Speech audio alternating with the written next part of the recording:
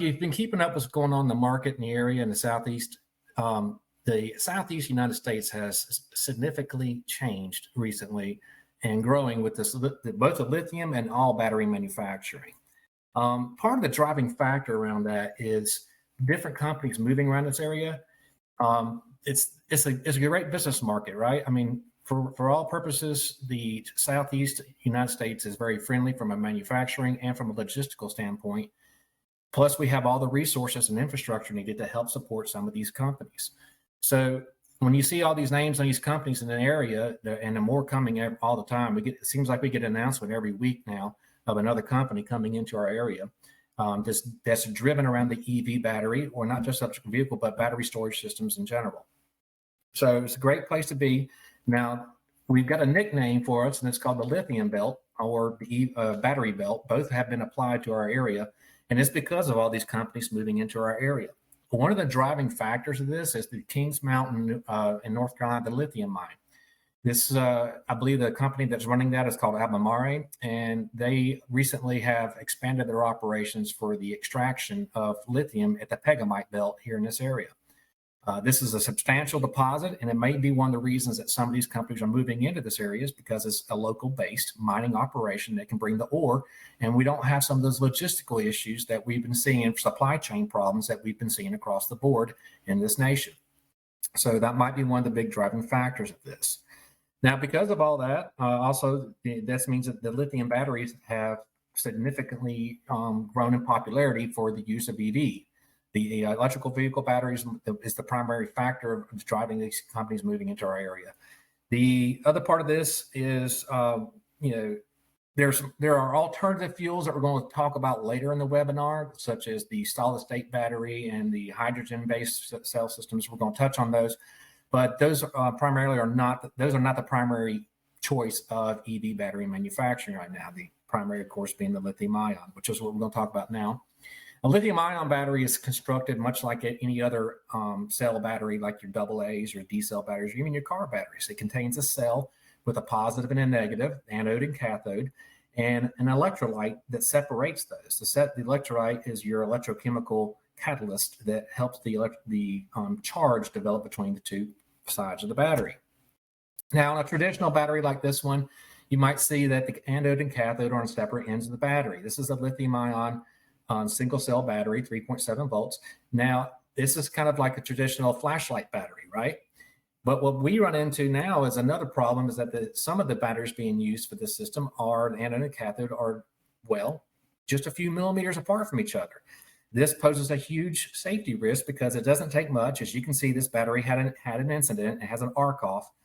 This is where someone laid a paper clip down, not paper clip, excuse me, a clipboard down next to the cell while it was laying on someone's desk.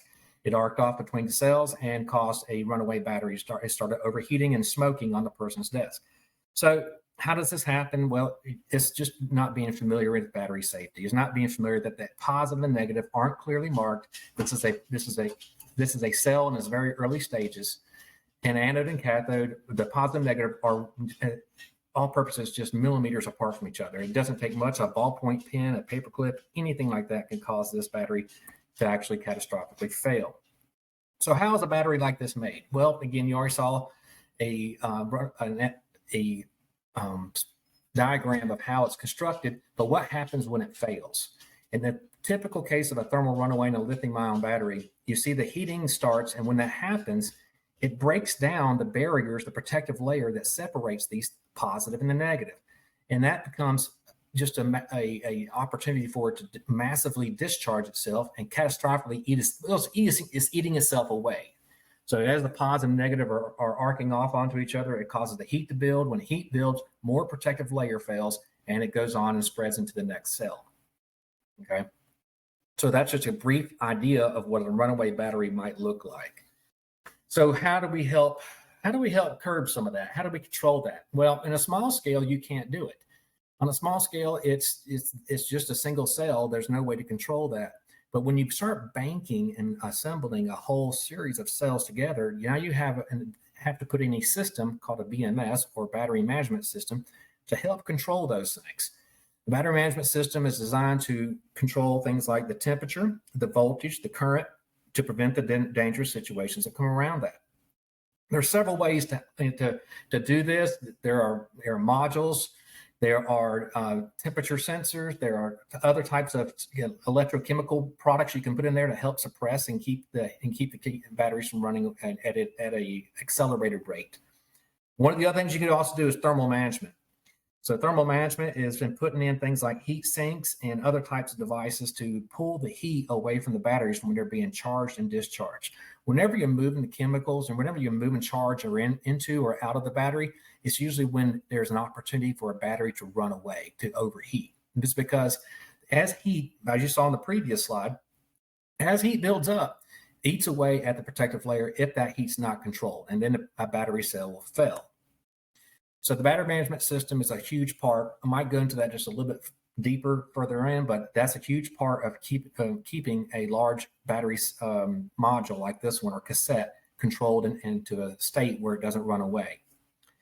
So the other thing we can do is battery enclosure design. The actual case we put around this battery, this module or cassette, this helps improve moving the heat away from the battery. It could be fans, it could be the heat sinks again, special materials, composites, and other insulating materials so that we protect the module or cassette from actually overheating.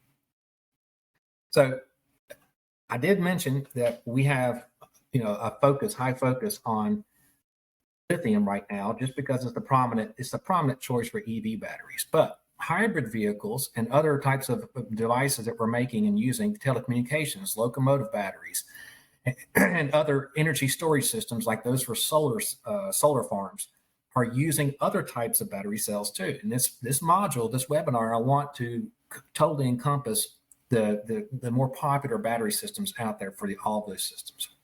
The nickel metal hydride, or NIMH battery, is the other one here.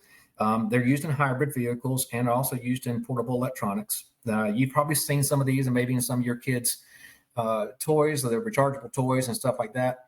But they're less prone to thermal runaway compared to lithium-ion batteries, but they still require some safety measures.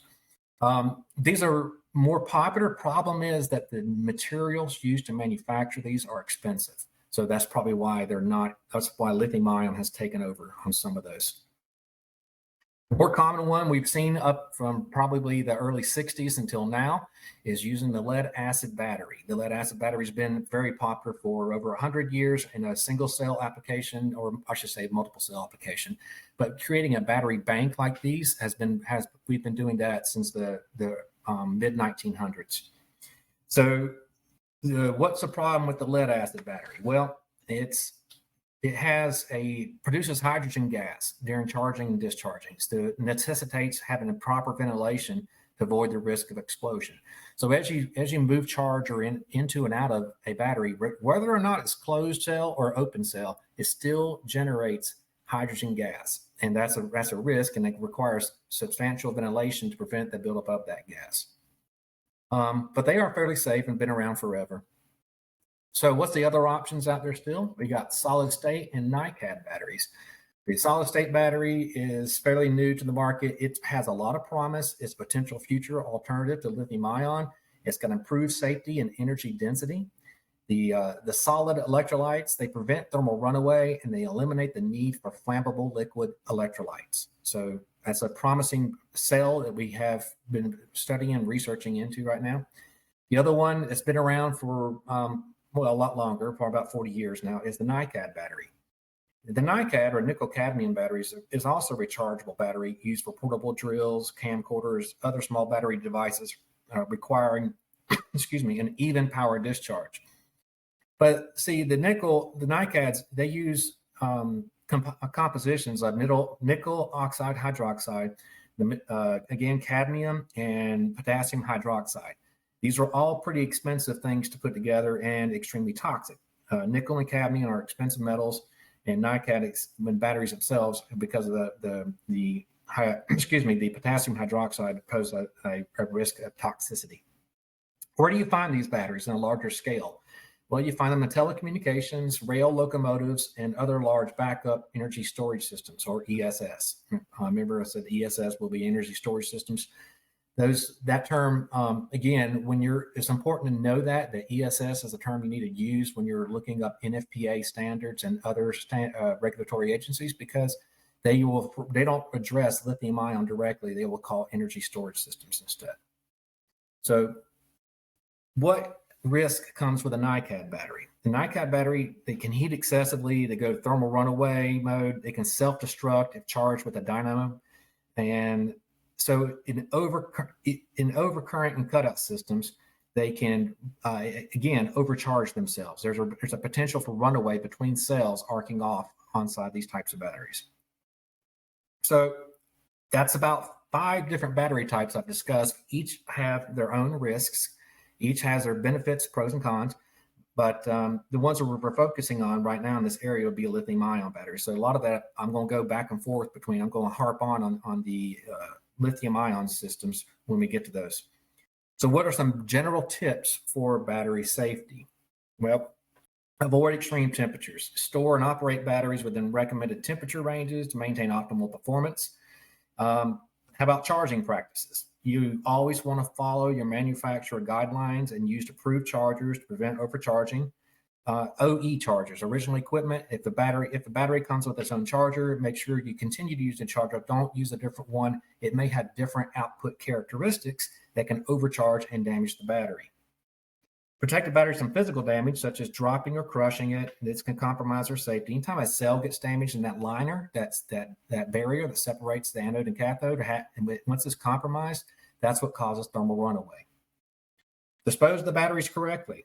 So what we've run into this one is that we've even seen within our own customers is that people will discard these types of batteries in with regular refuse, and it goes to a recycler. And once it goes to recycler, it's then shredded or grinded or granulated, and the battery enters that shredder and incinerates. And once that happens, it's got limitless fuel in the realm of shredded refuse to use to escalate a fire. So obviously, recycling these properly or disposing these properly is a good way of controlling this. From an EV battery side, talking about the batteries used in cars, one of the methods we have used to help mitigate the recycling efforts of these batteries is that when it reaches end of life with a vehicle, this is about 80% charge. Once a EV battery gets to a point where it's only going to take about 80% of its charge, they remove it from the car and put in another battery. So what happens to that battery now because it only has 80% of its capacity? Well, incidentally, we don't just send it off the recycler. And now we're using those types of batteries on these solar farms to store power during non-sun producing hours. So these EV batteries still have potential to run for another 5 or 10 years.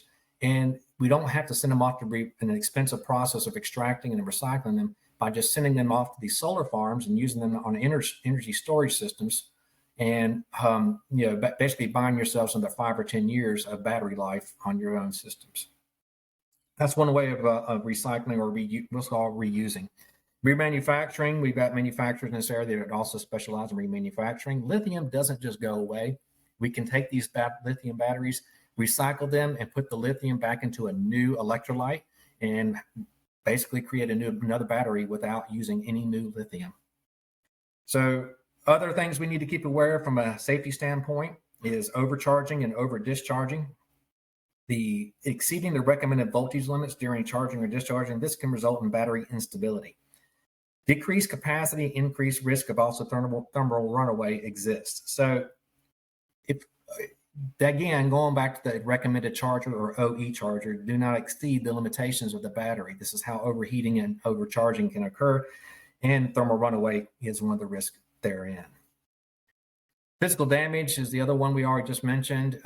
Mechanical abuse, puncture, exposure to extreme temperatures. This all compromises batteries' integrities, and they cannot lead to a short circuit and potential hazards. To mitigate the risk posed by lithium batteries, there's been some comprehensive preventive measures and safety standards that have been developed. So these measures include a couple we've already mentioned: a battery management system. The battery management system helps prevent the overcharging and discharging.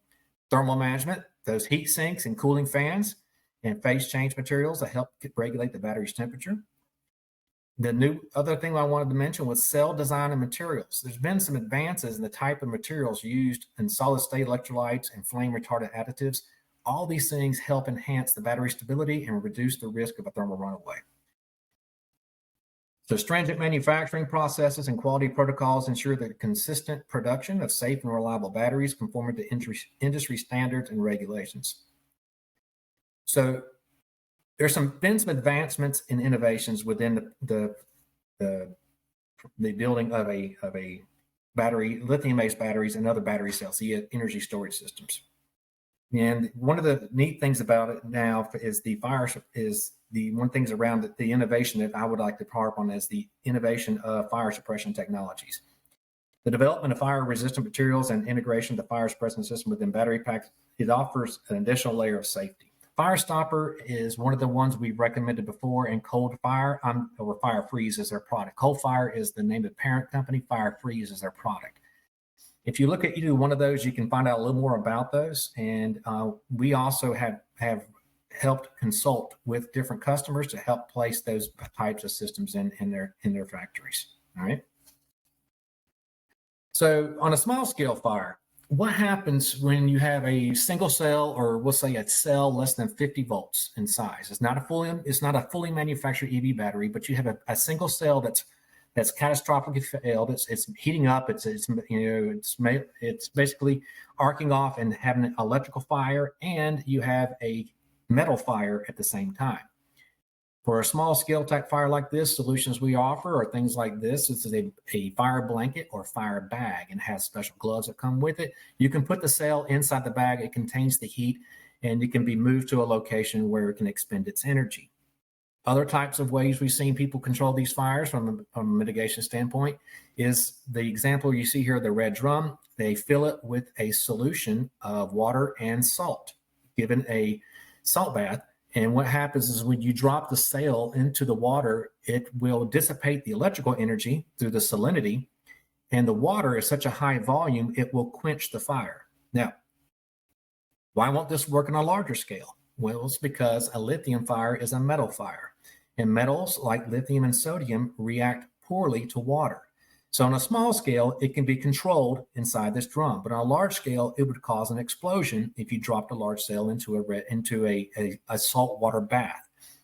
So in solutions like that, we recommend something different for our customers. Anything over 50 volts or multiple cells, we have been helping place companies with engineering firms that specialize in building a type of quench tank that you would roll the battery off to, or module, and then it would be allowed to expire inside this metal quench tank and have a fire suppressant such as Firestopper or Coldfire sprayed onto the battery pack to help keep it in control.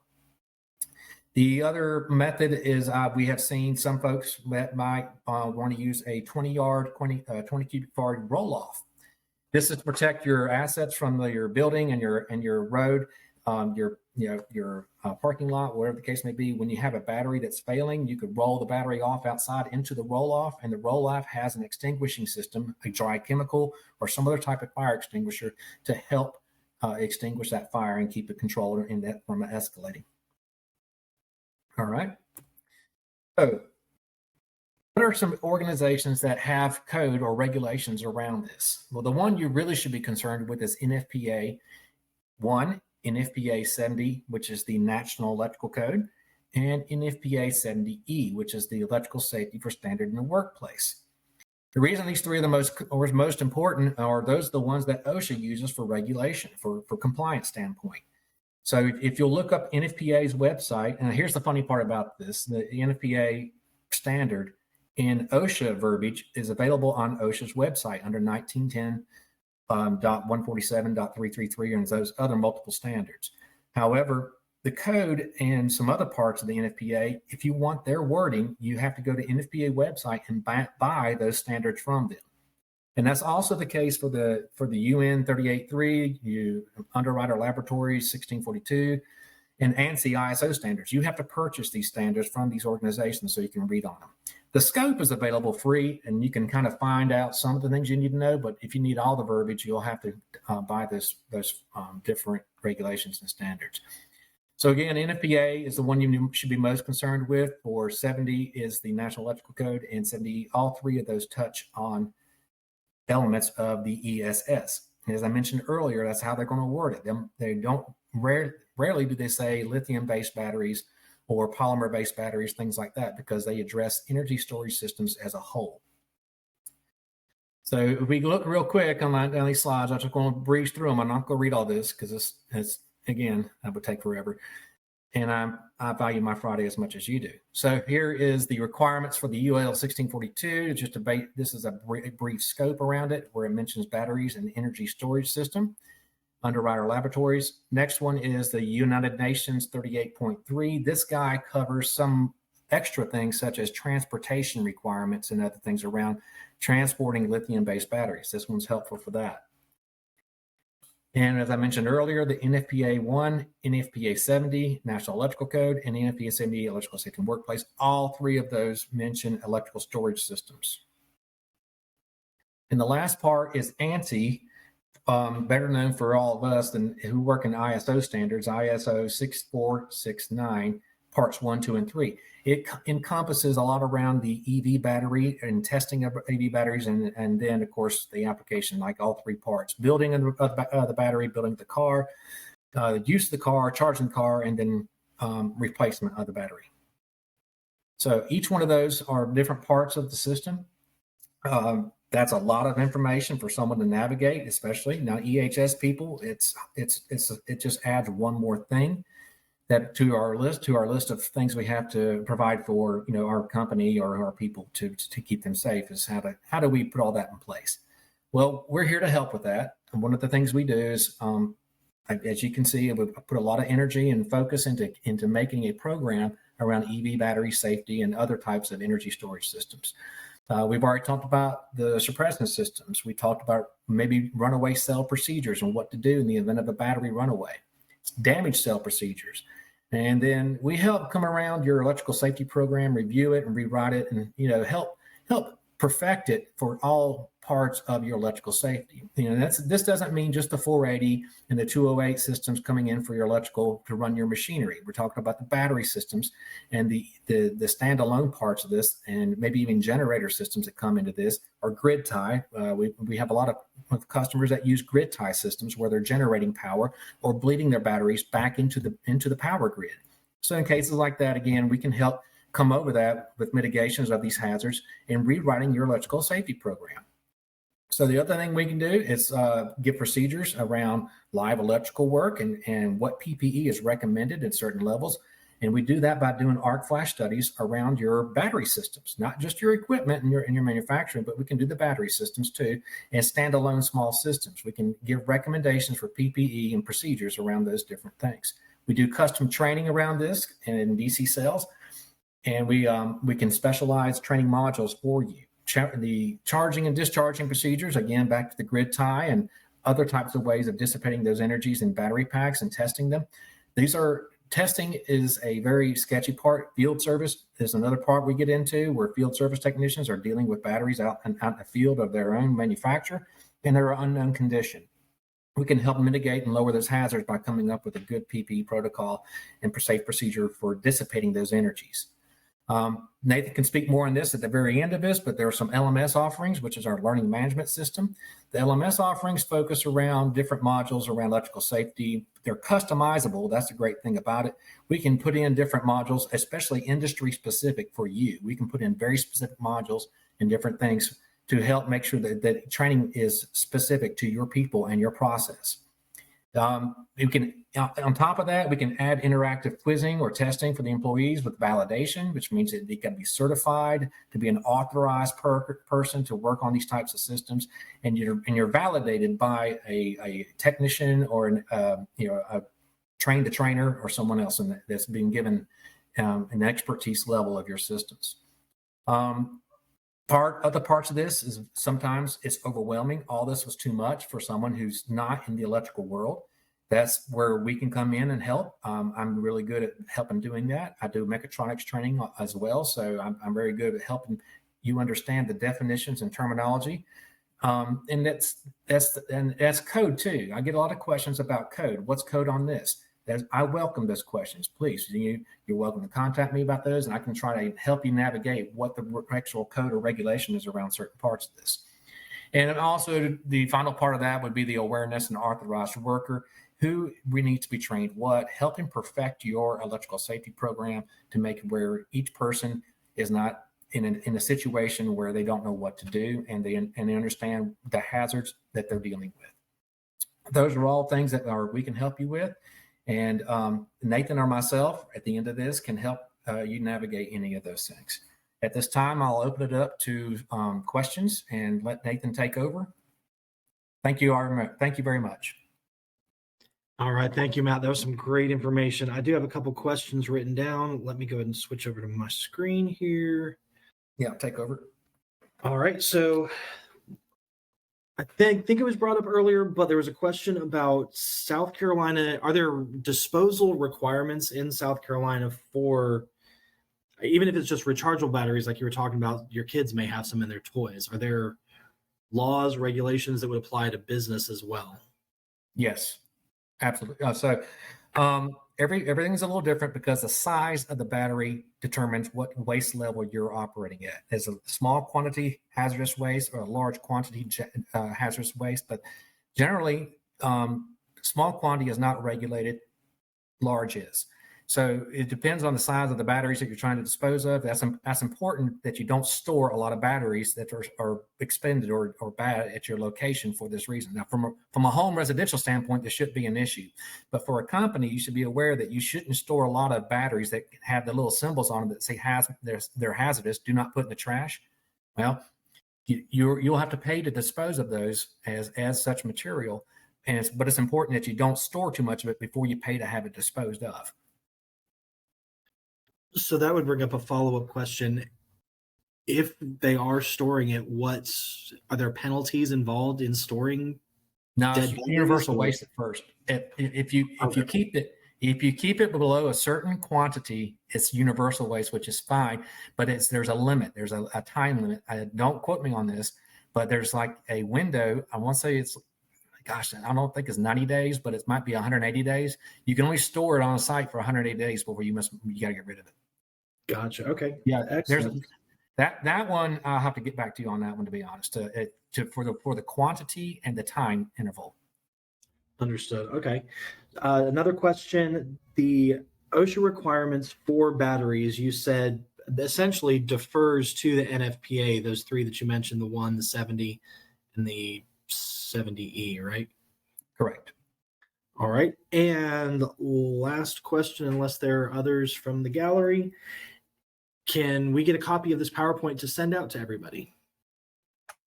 Yes. However you'd like to put that out there, we have a list of attendees. I guess we can send it to each one of the attendees, or if you just send us a request. I'll take the PowerPoint that you have, I'll take it, turn it into a PDF, and I'll send it to everybody, which will include the people who have attended. And of course, we'll also have the YouTube recording, but the PowerPoint will let you kind of go through at your own pace and click on those links that I know you had in there for some of the regulatory agencies and other resources that were in the PowerPoint. Okay. Be happy to provide that. Awesome. Thank you for that. Last few notes. That is our official material for today. Thank you to everybody who attended. Our next webinar is on July 14th, as you can see on the screen. That's an ergonomics webinar presented by Jeff Smogich.